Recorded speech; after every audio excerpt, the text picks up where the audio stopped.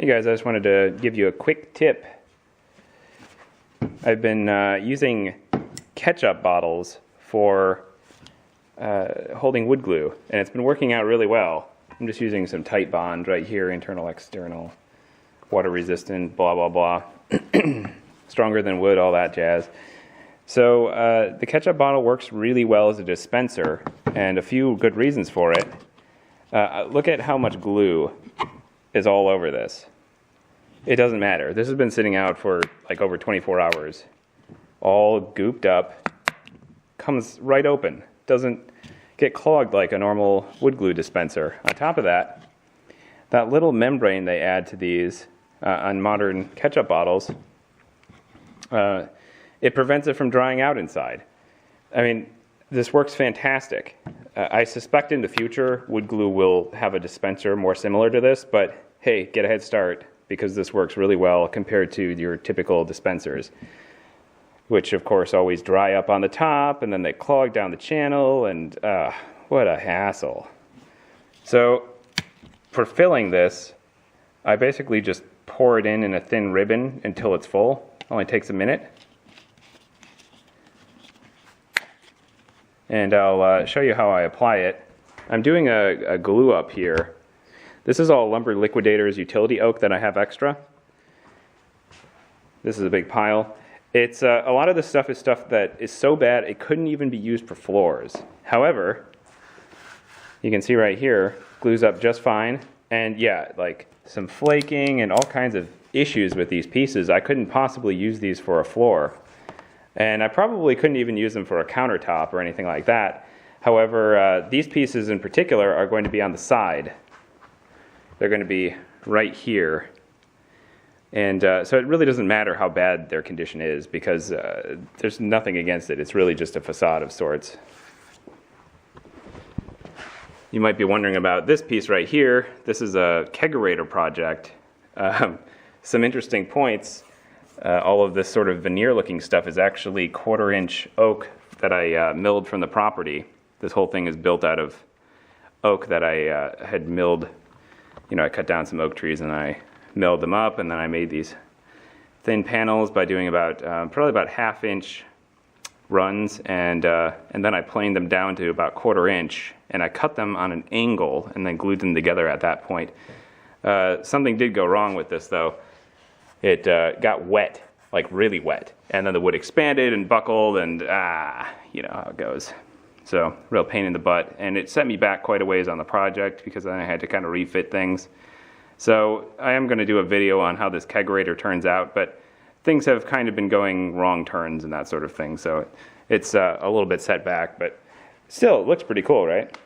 Anyway, back to the topic at hand. So for gluing these together, one of the problems that I often have with a normal wood glue dispenser is how slowly it dispenses. And you can see right here that this is like, you know, putting ketchup on a hot dog or something. You know, it's about the same. I actually put way too much right here, but ignoring that. You know, lets me put down a lot very quickly, which I'd say if it sits a while, I'm doing a terrible job because I'm trying to get it on camera, but I was doing a better job yesterday. It's not as challenging as it looks. I'm just kind of distracted by trying to make sure this is in view. It's also very hot out, and I just refilled this yesterday. So you can see how easy it is to apply though.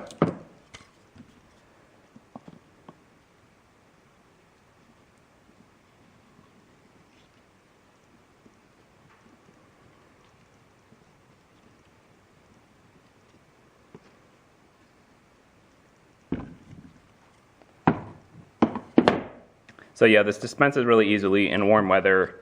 When I first refill it, it's quite liquidy, but it tends to kind of gel a little bit over time, I've noticed, but that happens with normal wood glue bottles as well. In fact, the previous filling I had done was like in winter, so it actually froze a few times, and it's been through all kinds of temperature ranges. So it's not surprising that, you know, this is much more liquidy than I was used to dealing with.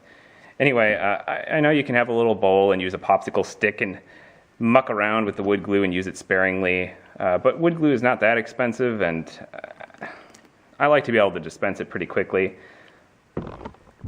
I know I did like a really sloppy job with this, but it's not too big of a deal, and like I said, I was kind of distracted trying to do it on camera. But nonetheless, I've been using this for many months now, using the same bottle. None of it has dried to the interior. It's had a good seal. It comes out easily and readily. It's easy to refill. And the top just pops right open even if you get all kinds of spillage around it.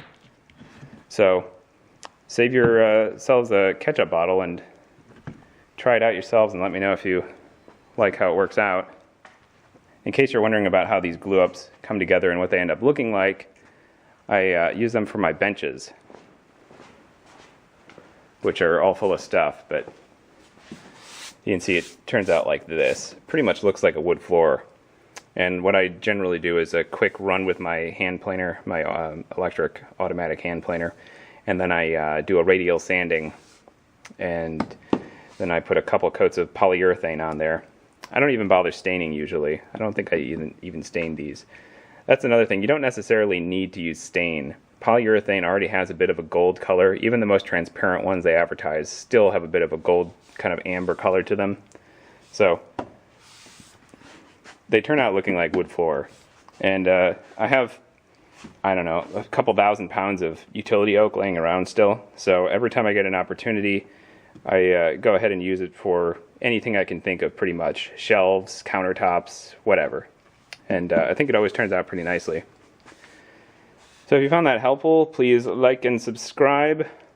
Thanks for watching. Okay, so I guess you probably want to know how to actually do one of these glue-ups, or at least my process. What I do is I tighten this down until I start to get some buckling. And I pound that buckling down. The next thing I do is use a couple of old boards, and I clamp those down to help hold it down so it no longer buckles.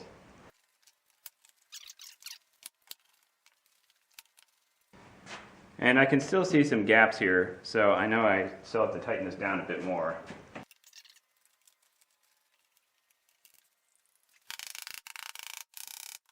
So we're pretty close now. I just need to make sure that I butt together all of these ends, and for that I'm just going to pound on a little shim.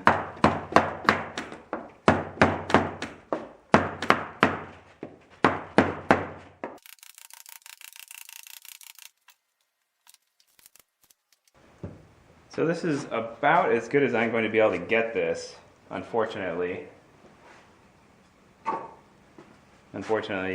Because these boards are imperfect. That's why they're so cheap. That's why it's called utility oak. So I certainly have a few gaps. Again, these boards are just not very perfect. And I actually have this so tight, I have a little bit of minor buckling. The glue acts as a lubricant to some extent and does allow it to shift around a little bit more from the pressure over time. But the main way that I get out these minor bucklings is I do a planing and then a radial sanding anyway. So they're so minor, maybe a millimeter or so, it really doesn't affect the surface very much or the overall thickness very much. And of course I could just back it off. However, this wood tends to want to do whatever it wants to do. So if I back it off too much, I suspect that it will be more problematic than it's worth. You may also be wondering about all of this glue that's sitting up on the surface here. Yeah, that's not ideal. In fact, what I had been doing is filling in these back cavities because it tends to contain it better, so I get less of this surface stuff. As for taking these off, the thing you don't want to do is just try like pulling it up like this. Instead, what you want to do is give it a few whacks just with the hammer after it's been a day. You know, let it go overnight and then just give it a few whacks, bang it off of the surface there. It will want to stick to your underneath surface that you're gluing on top of. However, this is an enameled freezer top from my kegerator project over there. So it tends to come off pretty easily. So you can see right here I just peeled some off. So it's not that big of a deal on this surface. If you were doing a surface that was not enameled with something slick, then I don't know, you might try some cooking spray, or In my case, one thing that I do is I'll throw sawdust over the surface, and then the wood glue just sticks to the sawdust instead of the surface underneath. You can also do the same trick on top. So you get all this wood glue coming up. If you throw some sawdust on it, that will prevent these from sticking.